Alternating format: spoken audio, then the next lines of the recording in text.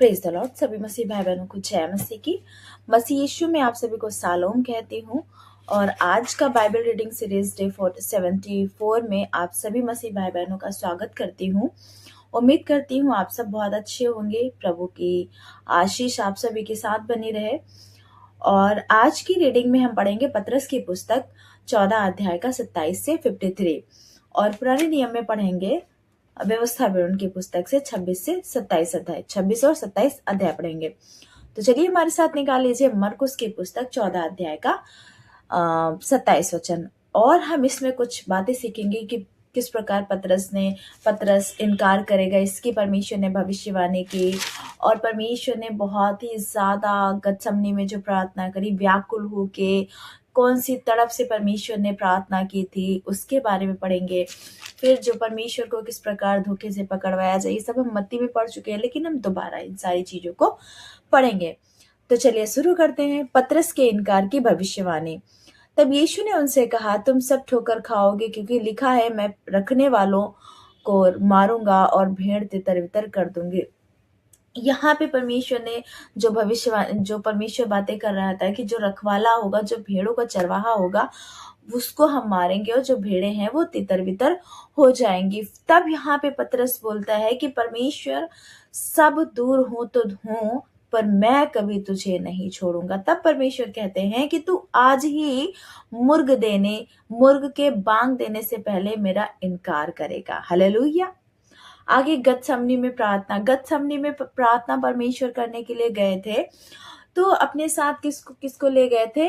अपने साथ पतरस, याकूब और यूहन्ना को लेकर गए थे कि हमारे साथ मिलकर ये प्रार्थना करेंगे। तो परमेश्वर ने थोड़ी दूर पे इन्हें बिठा के फिर थोड़ा सा आगे चले गए खुद प्रार्थना करने के लिए, क्योंकि परमेश्वर जो है बहुत व्याकुल थे, बहुत ही वो परेशान नहीं कह सकते, उस समय जो है खुदा बाप ने उनको छोड़ दिया था, क्योंकि वो हम सभी के पापों को लेने वाले थे।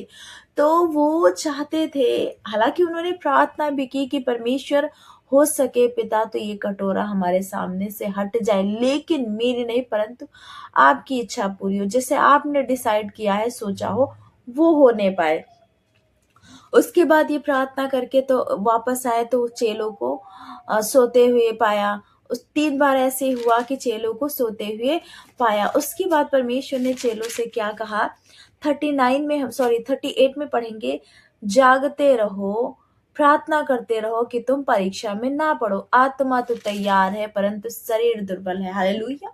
ये सच है। आज के समय में भी हम जब भी प्रार्थना करने के लिए बैठे तो हमारी आत्मा गवाही देगी कि हम प्रार्थना करें, लेकिन हमारा शरीर जो है, नहीं, हमें ये हो रहा, हमें ये दर्द हो रहा, तकलीफ हो रही, परेशान हो रहे हो, या नींद आ रही है, कुछ भी एक्सेट्रा, कुछ भी हो सकता है। हमारी आत्मा हमें बोलेगी प्रार्थना करने के लिए, लेकिन शरीर जो है हमारा तैयार नहीं है। तो हमारे भाई बहनों, अपने शरीर को हमें तैयार करने की जरूरत है। अगर हमारा शरीर तैयार नहीं है, अगर है तो बहुत अच्छी बात है, आत्मा के साथ साथ शरीर भी तैयार है हमारा। और अगर नहीं है तो हमें अपने खुद के लिए प्रार्थना की बहुत जरूरत है। उसके बाद आगे पढ़ेंगे, और वह फिर चला गया और उन्हीं शब्दों में प्रार्थना किया जो परमेश्वर ने पहले शब्दों में प्रार्थना की थी। अपनी व्याकुलता को परमेश्वर को प्रकट किया था, अपने पिता को, उसी प्रकार। उसके फिर तीसरी बार आकर 41, अब फिर तीसरी बार आकर उनसे कहा, अब सोते रहो और विश्राम करो, बस घड़ी आ पहुंची। देखो, मनुष्य का पुत्र पापियों के हाथ पकड़वाया जाता है। उठो, चले, देखो, मेरा पकड़वाने वाला निकट आ गया है। वहां पे जो यहूदा इस्करियोती था, उन सारे सैनिकों को लेके निकल लिया था। उसके बाद यीशु का धोखे से पकड़ा जाना। वह यह कह ही रहा था कि देखो, यहूदा 12 में से एक था, अपने साथ प्रधान याजकों, बड़ी भीड़ लेकर तुरंत आ पहुंचा, तलवारों और लाठियों को लिए हुए। उसके पकड़वाने वालों ने उन्हें यह बता दिया था कि जिसको मैं चूमूंगा गाल पे, वो ही होगा। तब परमेश्वर ने कहा,